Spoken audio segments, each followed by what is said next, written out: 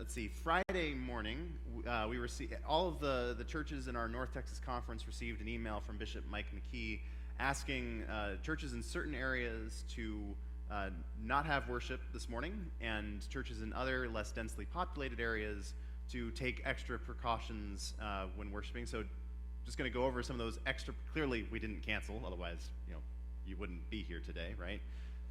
It's a joke.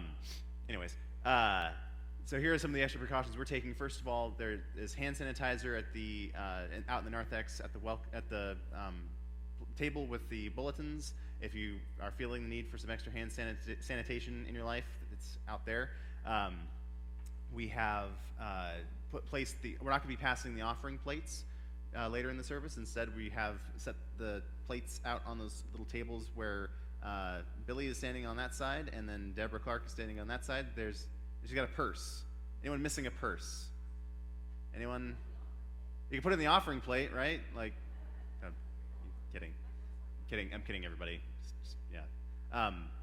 So yes, we have offering plates there. So during the greeting time or during the offertory later, please place your tithe or offering in the offering plate then, instead of waiting for the ushers to pass it around, because we won't be doing that this morning. Also, during our greeting time, you're encouraged to greet one another in ways that don't involve personal contact. If you can do that, if that will make you comfortable and make people around you comfortable. And if you have any questions, please check with me or Pastor Jen after service. Sound good? Do what now? Maybe we just wave. That's a great idea. You can wave. You can do the elbow thing. Whatever you feel comfortable with. That's how we'll greet each other this morning. You can do the wave too if you want to. The other thing we're going to do is we'll be posting all of this online later this afternoon, so that people who can't be with us today can still worship with us. So be on your best behavior, folks. Again, just joking. So other than that, some other announcements that we have. First of all, this coming Friday, assuming it's not canceled, we will be having, or there will be a benefit concert by the Connections Band, and that concert is going to benefit the Wesley Foundation of Wichita Falls.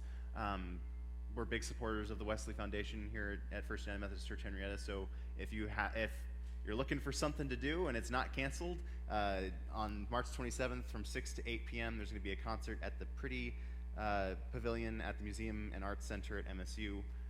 The Connections Band is made up of clergy and lay people from across the North Texas Conference. I know that at one point, Reverend John Fleming, one of the former pastors here, was a part of the Connections Band. I don't think he's playing at this concert, but other pastors and lay people will be there as part of this band. They're a great cover band, and they will be, what? Yeah, it's mostly 70s and 80s music, so if you're a fan of that kind of genre, or if you're looking for something to do in the midst of quarantine, check it out if it's still available. Check our Facebook page. We'll have updates on what's canceled and what's not as the days go by. You'll also find a list of upcoming events. It's going to be a busy. Yep. There's a green piece of paper, right? Yeah. See it? Open it up. You have it. Put it on your refrigerator. Take it home. Flip it over. These are all the important upcoming dates that I could remember at 2 o'clock in the morning when I wrote this. Okay? So as you see, we have Easter egg hunt, which is the next big thing. So all y'all with kiddos, Easter egg hunt will be Sunday, April 5th. Sunday, April 5th, which is the same day as Palm Sunday. So we're not doing it on Easter Sunday this year, we're doing it on Palm Sunday. And so all those kiddos who come for the Easter egg hunt are also invited to come wave palm branches on Palm Sunday. So that's on here. And then you'll see Holy Week services, you'll see all of the April stuff, and May, we have a lot of things going on in May. We have Confirmation Sunday, we have Senior Sunday, and we have Northwest District Conference. So keep it, it's important, we'll be referring to it, don't lose it, okay? Also, I have envelopes. So for you, those of you who were here last year, we are doing our envelope fundraiser. Our envelope fundraiser is a way for us to raise money for camp. You'll see on the bulletin board that's down this hallway across from the church office, 144 envelopes. Those 144 envelopes are numbered 1 before, and what you do is you pull an envelope off of the bulletin board and you put the dollar amount that's indicated on the front in the envelope and you return it in the church offering plate the next day or Sunday or wherever, right? So if you grab the envelope marked 1, you put $1 in. If you grab the envelope marked 2, you put $2. If you grab the envelope marked 3, you put $3. There you go. If you grab the envelope marked 144, you put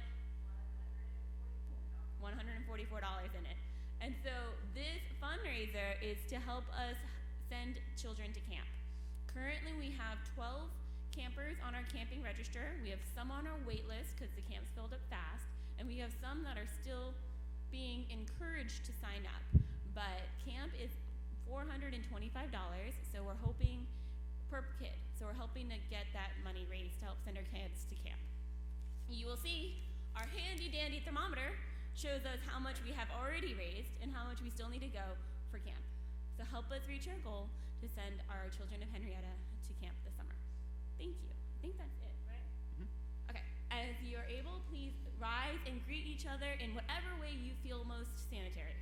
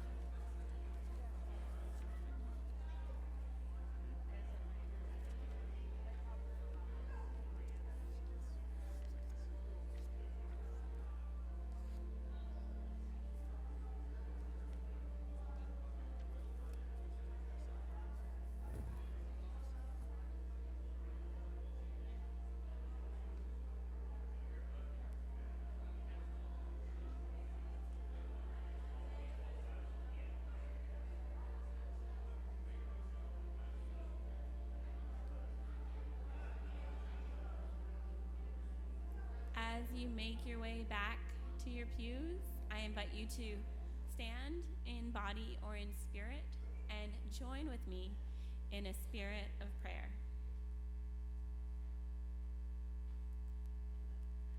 Loving and caring God, we come to you this morning in a spirit of hope.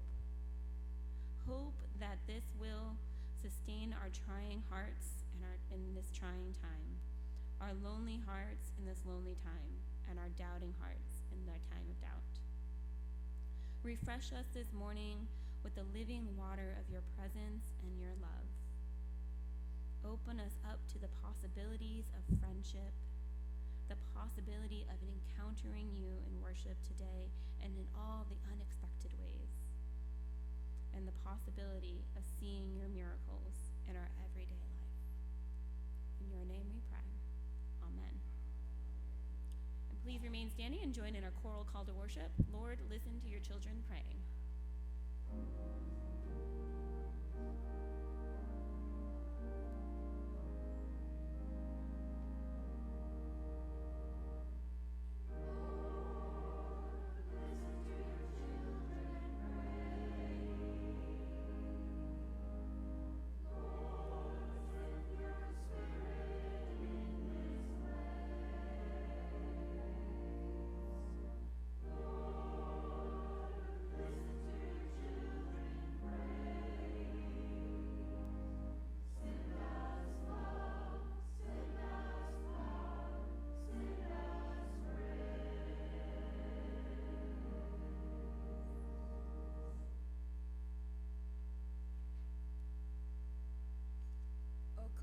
Sing to our God, let us make joyful noises to the rock of our salvation.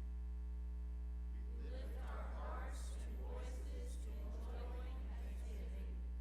We are glad to be here together in the presence of our beloved God. We worship this amazing God, for we belong to God.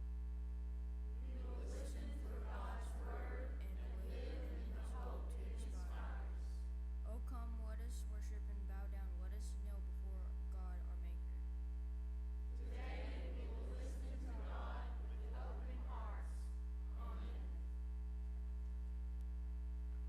invite you to remain standing in body or in spirit as we sing our hymn of praise, We Thy People Praise Thee, number 67 in your hymnals or on the screens.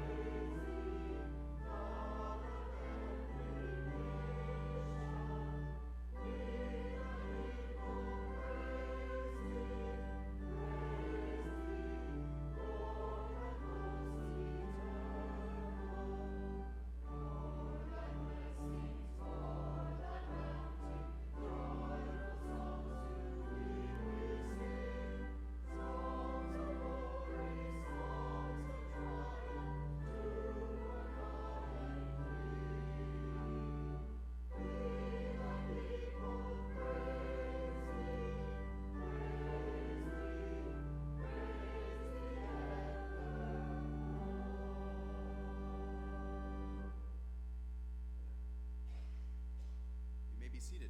And as you're seated, I invite you to join with me in our prayer of confession. Merciful God, we confess that we have not loved you with our whole heart. We have failed to be an obedient church. We have not done your will. We have broken your law. We have rebelled against your love. We have not loved our neighbors, and we have not heard the cry of the needy. Forgive us, we pray. Free us for joyful obedience through Jesus Christ our Lord. Amen. Hear the good news. Christ died for us while we were yet sinners. That is proof of God's love towards us. In the name of Jesus Christ, you are forgiven. In the name of Jesus Christ, we are forgiven. Glory to God. Amen. Now I invite the children to come forward for a time for children.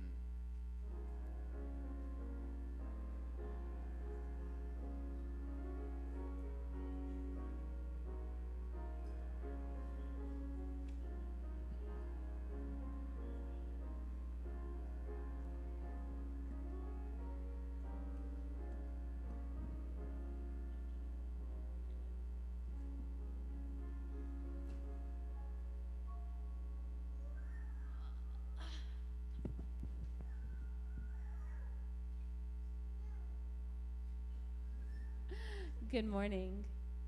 How are y'all doing? Good? Good morning. Hi, Trip. How you been? Good. It's good to see you here. It's good to see y'all here, too. My name is Pastor Jen, for those of you who don't know me. And today we are still in Lent. Do y'all know what Lent is? What is Lent?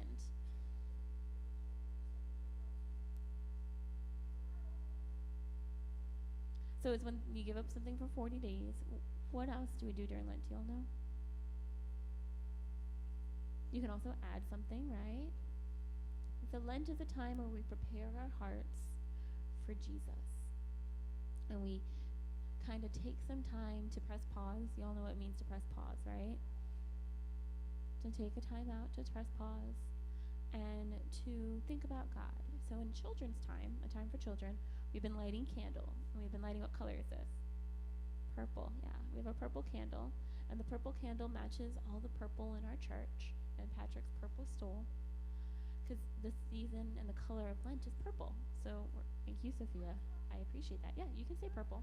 What is it? Okay, purple. So we light the purple candle, and we pause, and we reflect on God. So I'm going to light the candle, and we're going to sit here, and we're going to think about God. And then afterwards, I'm going to count 1, 2, 3, and we can all blow it out together, okay? All right. And then I'm going to ask you a couple questions, and then we'll be done. Sound good? Okay.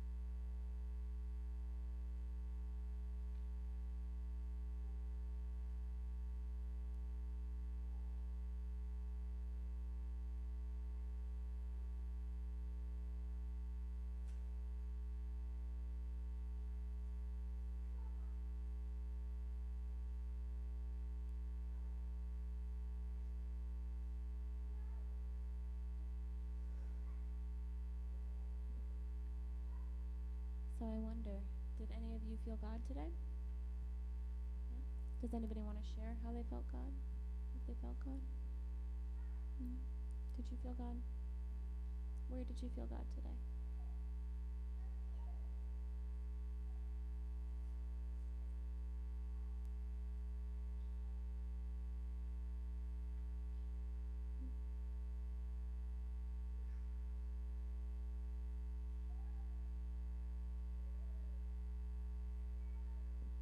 That we all love God.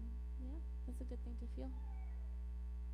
So I encourage you, when you're home and you have the help of your parents if you need it, you can always light a candle and you can take some time to pause and to maybe feel God. And it's okay if you don't feel God every time, but sometimes it's important to try to feel God. Sound good? Yeah. All right. Y'all ready for blessings? Okay.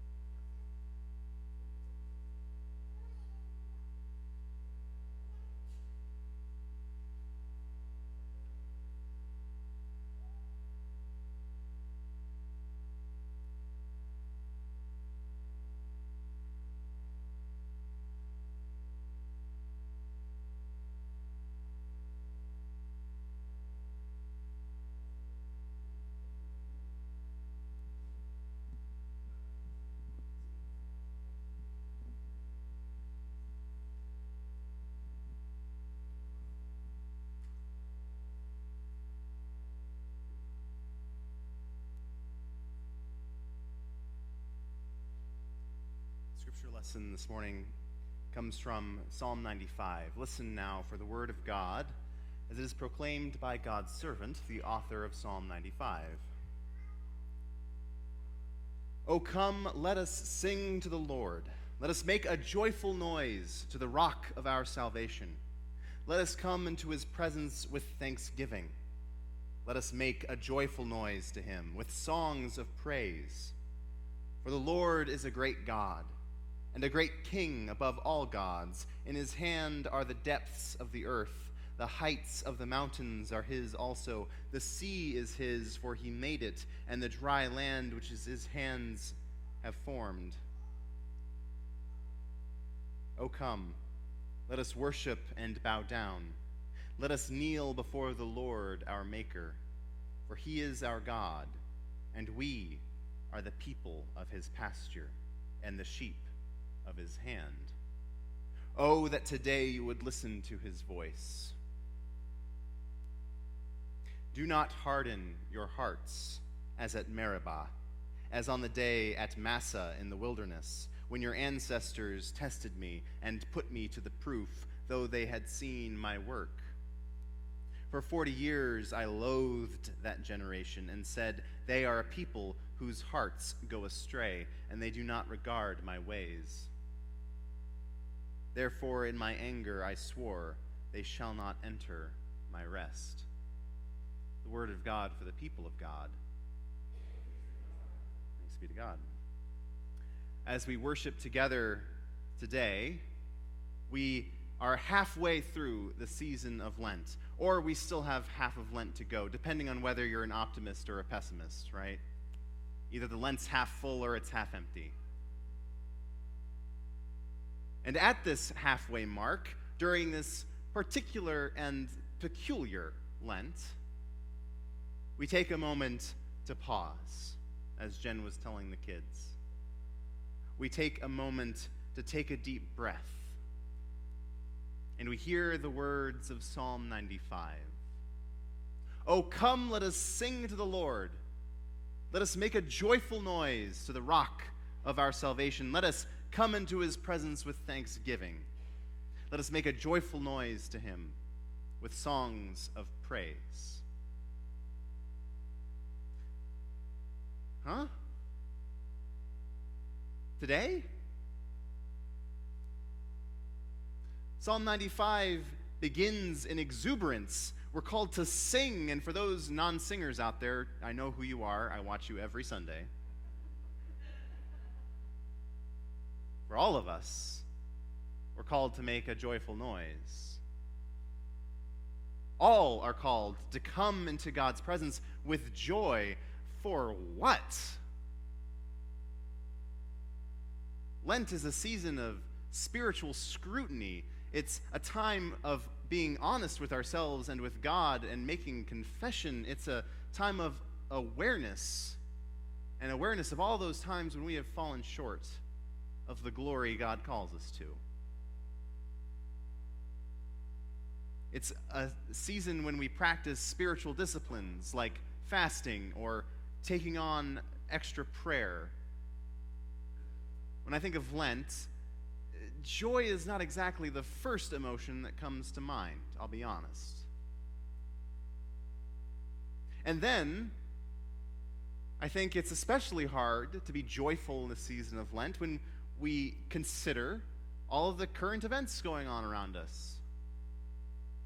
How could we make a joyful noise when around us there is so much lament, panic, confusion, fear, and arrogance? How can we make a joyful noise when people are hoarding toilet paper?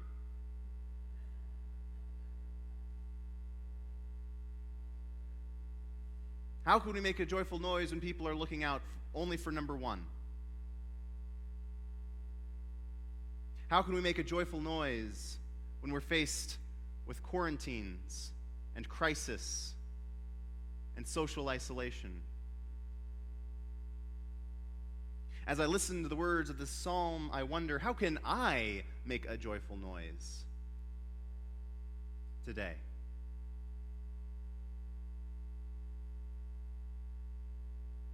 Psalm 95 is what's called an enthronement psalm, meaning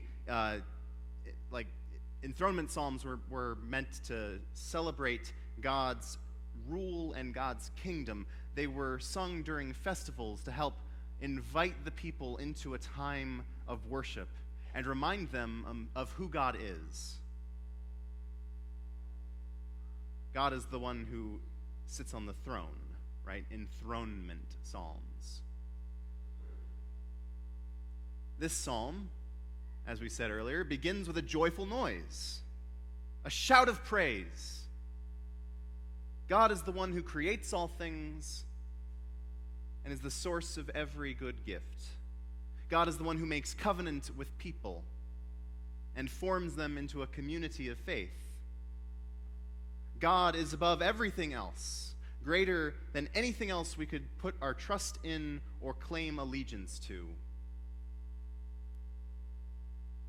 But then there's a shift in the words of this psalm, a change in tone, a Selah. For those of you who are visiting with us this morning, or who have forgotten since you slept last week, Selah is this strange Hebrew word that's found throughout the book of Psalms, and we don't know exactly what it means, but what we do know is that it's an interruption. We hear the hidden Selah of Psalm 95 when the praise that we hear at the beginning of the psalm is interrupted by God's voice. Do not harden your hearts.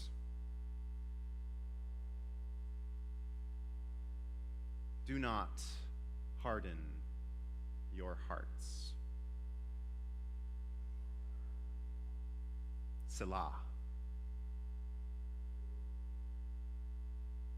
God's voice spoke through the psalmist to remind the people of their past, their history, and not exactly the glowing moments of it.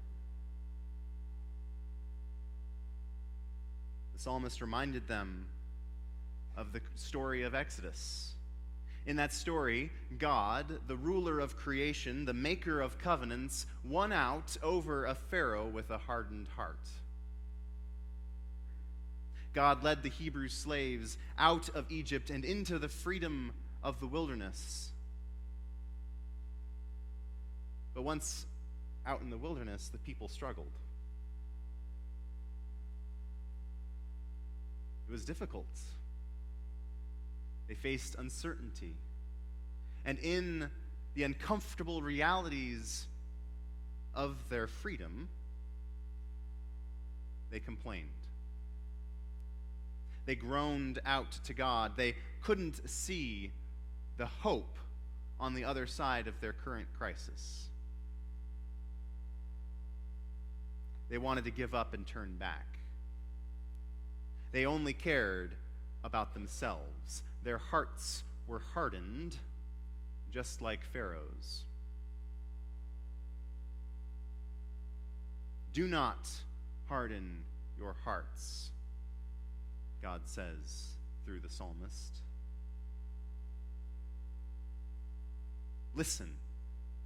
Hear the voice of God as it calls to you. Let your hearts melt. Let your hearts be molded and shaped by the one who creates all things and recreates all things. Don't go astray. Follow where God leads. Listen. Listen. Listen. Worship. And bow down. God's grace interrupted the grumbling of the people of Israel when they were isolated and in the middle of crisis out in the desert. And God's grace continued to interrupt them through the words of Psalm 95, and all who sing Psalm 95 are interrupted by God because it reminds us who God is. We all need to turn to God and to listen.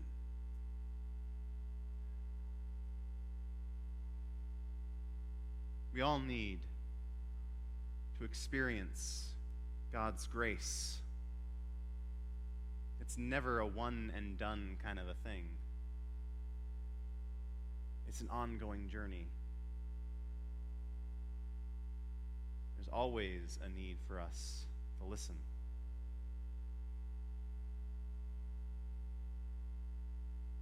And so we follow the advice of the psalmist.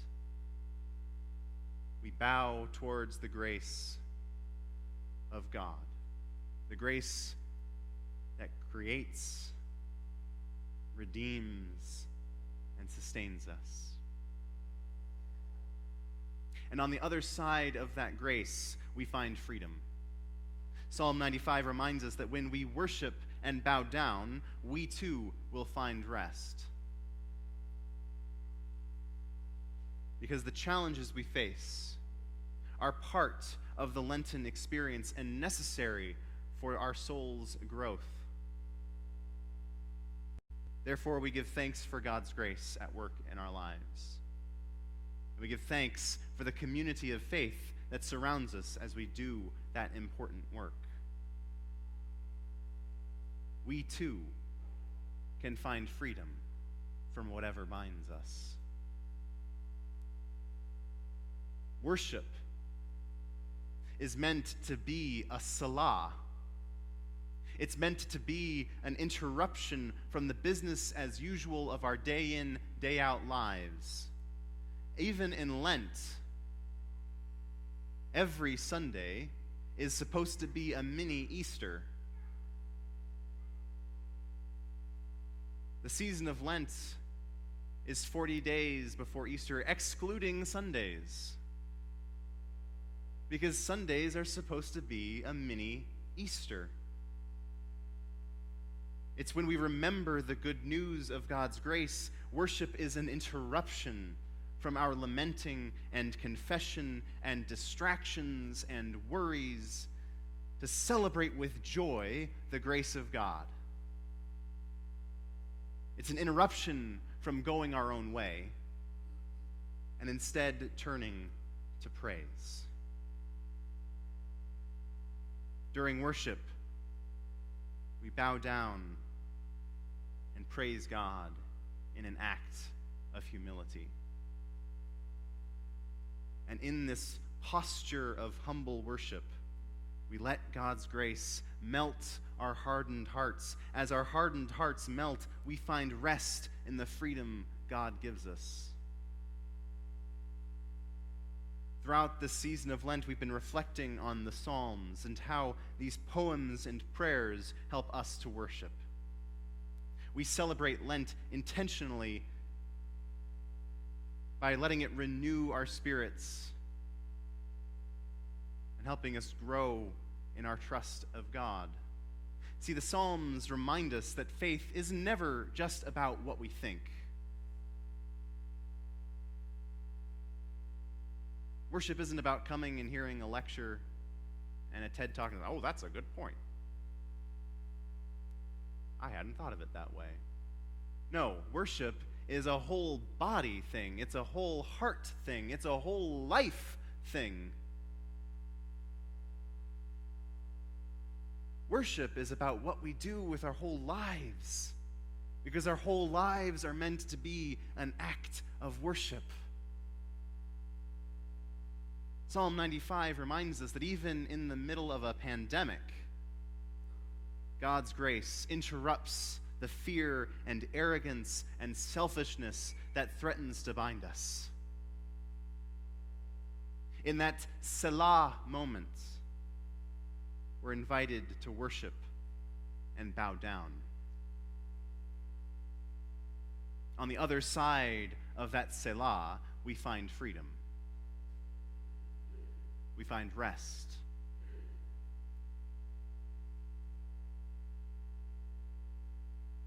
I'll be honest with y'all, I have no idea what the coming days and weeks and months will bring. And if anyone here does, please see me after church. I'd love to get your thoughts. We face a lot of uncertainty right now, don't we? And it may be that in the coming weeks we have to make the difficult decision to cancel worship in this space to where we won't be able to be together like we are every Sunday. Even then, we can worship. we can worship and bow down as God's people of faith, no matter where we are, no matter what we're going through. That's why we've been singing spirituals every week during the offertory. Because like the Psalms, these spirituals help us connect our worship with every aspect of our lives. These are songs that were written by people who were living through the horrors of slavery. African American slaves developed spirituals as an expression of their faith and belief in the promise of a better life, even as they lived in the midst of the brutality of servitude on plantations. Today we're going to sing another spiritual, Steal Away to Jesus. This song, like all of the other spirituals, was a way of worship for those in slavery. In the fields, picking cotton, as their hands got scratched and bloodied, as their backs were beaten and whipped, they would sing these songs and worship. Because they knew that God's abundant grace was there, even there.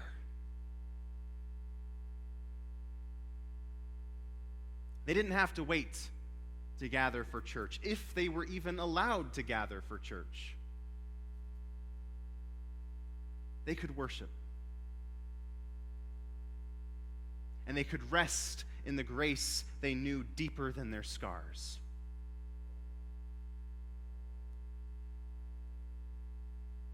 Harriet Tubman would use this song, Steal Away to Jesus, as a signal to tell slaves ready to escape, it's almost time. It's almost time to leave this place of bondage and death and enter into freedom. And as these slaves took the risk to grasp freedom and follow the Underground Railroad, they sang and worshiped. When they feared for their lives, as they hid from dogs and authorities, they sang and prayed the words of these spirituals, of these songs. It didn't matter if they were huddled in a cupboard or a cellar or in a stack of hay, or if they were wading through a river or a swamp. They could remember God's grace and worship no matter where they were, no matter what they were going through. They could worship because they knew and trusted God's abundant grace. And that grace was bigger than their former owners, bigger than the baying of the dogs, bigger than the waters that they waded through, bigger than their fear.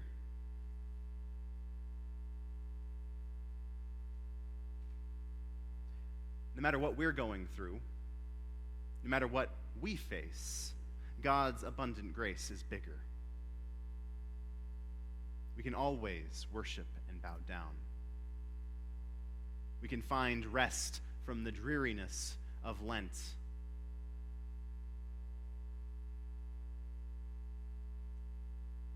We can find rest from the fears that threaten us.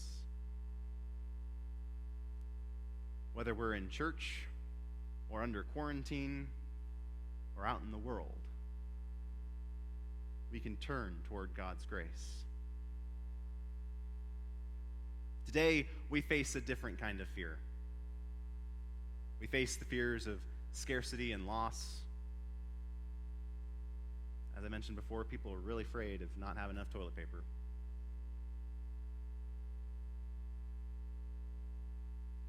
And there are other fears a little bit more serious than that too, aren't there? We fear for our loved ones, especially the most vulnerable among us, those who are at risk. We lament. We face disappointment as things get canceled and closed.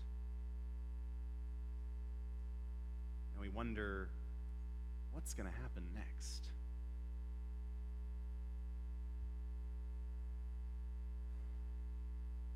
When our hands are dry and cracked from hand sanitizer, we can lift them in praise.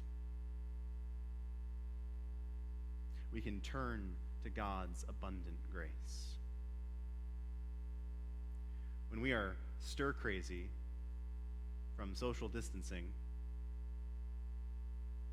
and we're missing human interaction because of quarantines, we can rest in the presence of God. When we encounter fear in others and in ourselves, we can respond with worship.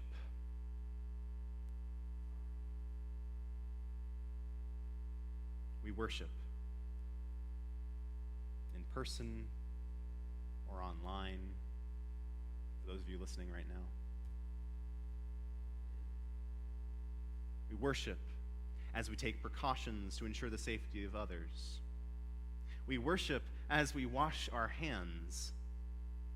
Y'all may have seen the signs that I posted in the bathrooms, but did you know that saying the Lord's Prayer is about the same amount of time as it takes to wash your hands? I'm just saying, y'all, worship and pray, just as you're washing your hands. Because we know we can worship no matter what. Because God's grace is bigger. And in that grace, we can worship and bow down.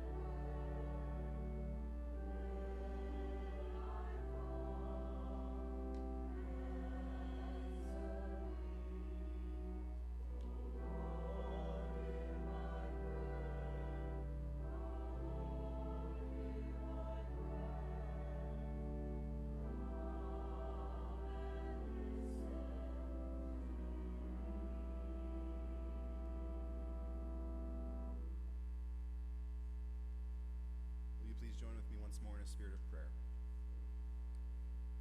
Gracious God, I give you thanks. I give you thanks for this season of Lent, as odd as it is, as disruptive as it has been. I give you thanks for the interruption and the opportunity we have to turn towards you. In everything we do, God, remind us to do no harm, to do good, and to stay in love with you. We lift up those who are sick this day.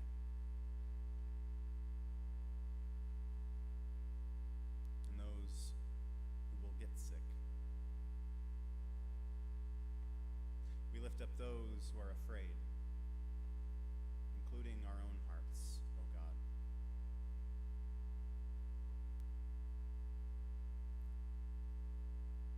As we continue in the season of Lent, open our hearts, our minds, and our lives, so that we might become sources of peace and grace,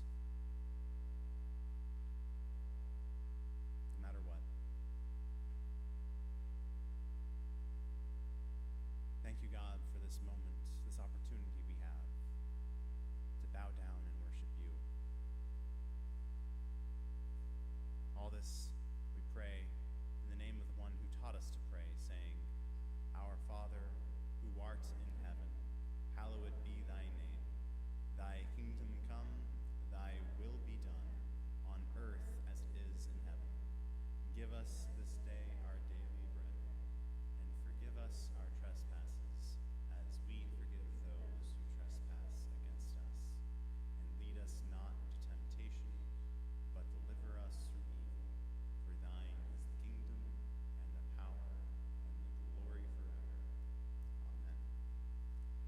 invite you to please rise in body or in spirit as we sing our hymn of response, Immortal, Invisible, God Only Wise. Number 103 in your hymnals, on the screens.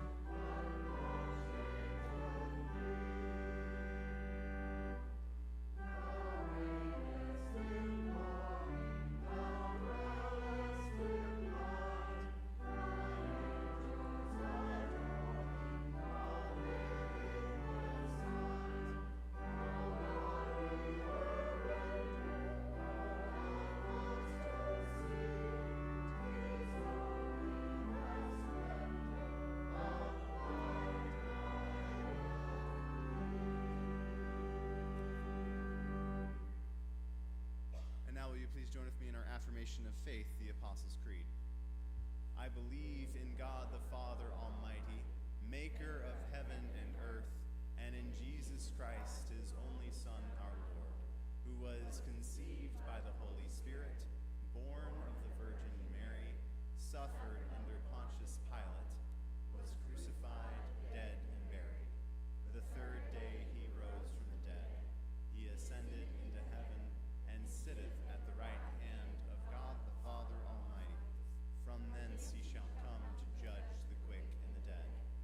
I believe in the Holy Spirit, the holy Catholic Church, the communion of saints, the forgiveness of sins, the resurrection of the body, and the life everlasting. Amen.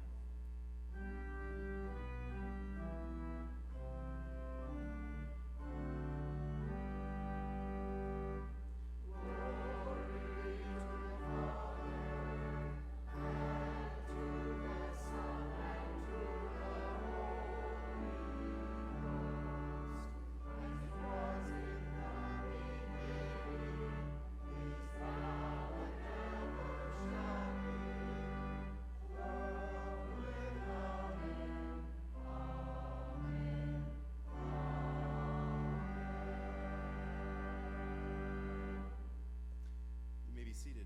And as I mentioned before, during the offering, our offertory, the ushers will not be passing around the plates.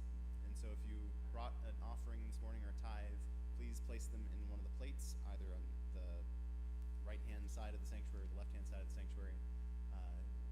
And we thank you for the ways you support the life of our church. And if you'd like to follow along in your hymnal on number 704, we're about to sing Steal Away to Jesus.